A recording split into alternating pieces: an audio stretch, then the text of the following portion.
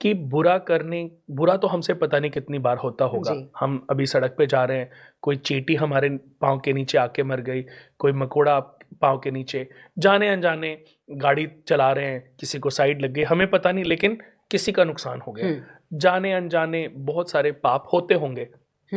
अच्छा करने का मौका जिस भी रूप में मिले, जिस भी वे में मिले, हमें बिना सोचे समझे कर डालना चाहिए। तो यही कर्म की परिभाषा है कि जो चीजें हम किसी दूसरे से अपने लिए एक्सेप्ट ना करते हों, वो हमें कदापि किसी दूसरे के साथ भी नहीं करनी चाहिए। जी।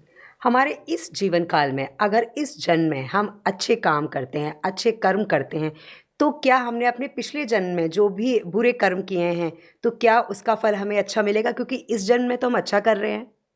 नहीं, देखिए, जो अच्छा किया है उसका अच्छा फल तो मिलेगा, जी। पर जो बुरा किया है पहले उसका पाप फल भी भोगना ही भोगना है। जैसे कि एक दो छोटे से उदाहरण देता हूँ आपको, और शायद ये बहुत सारे लोगों का मार्गदर्शक भी बन सकते हैं।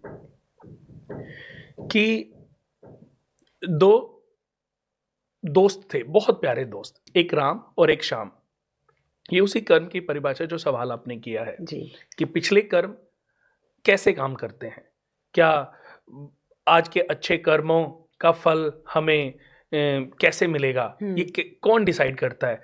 जैसे कि एक उससे पहले मैं एक छोटा सा उदाहरण और देना चाहूंगा कि एक व्यक्ति था गवर्नमेंट जॉब में, उसने पूरे जीवन में पाप कर्म किए और खूब सारा पैसा इकट्ठा कर लिया।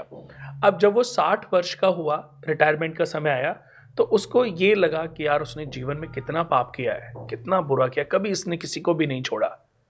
उसको लगता है कि अब उसका अंत समय आएगा तो वो कुछ पुण्य अर्जित कर ले, कुछ अच्छा कर ले।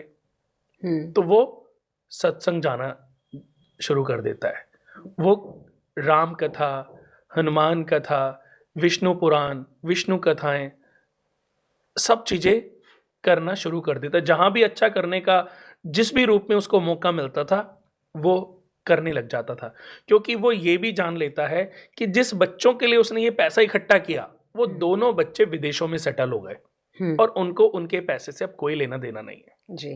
तो अब 60 साल की उम्र आ चुकी है, उसने तो पूरे जीवन में पाप ये सोच के करता रहा कि पैसा इकट्ठा करूंगा, मेरे बच्चों के काम आएगा, लेकिन बच्चों को चाहिए ही नहीं। बच्चे अपना बाहर विदेशों में सेटल्ड, दोनों की शादी हो गई, दोनों सेटल्ड।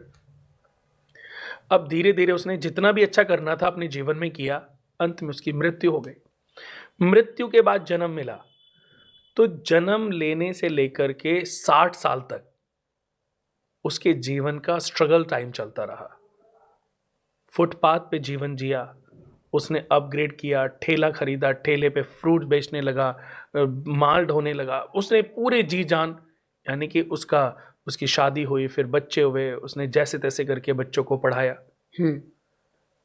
जब वो 55 साल का हुआ, तो उसका बच्चा यूपीएससी क्लियर कर गया, आईएएस बन गया, या आईआईटी से उसने इंजीनियरिंग कर ली, स्कॉलरशिप मिली, आईआईटी से इंजीनियरिंग करी, फिर आईएम से एमबीए किया और आज विदेश में 5 करोड़ के पैकेज पे सेटल्ड हो गया। अब उसके बच्चे ने अपने पिता को बोला कि पापा, अब मैं अच्छा घर बनवाता हूं आपके लिए।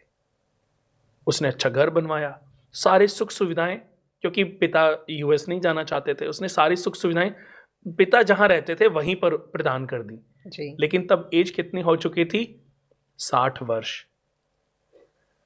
तो जब से पिछले जन्म में उसने जिस एज से अच्छे कार्य करने आरंभ किए थे, तो इस जन्म में उसी एज से, उसी समय से, उसी पल से उसको वो सारे सुख सुविधाएं उसके प्रारब्धों के आधार पर निर्धारित हो गई।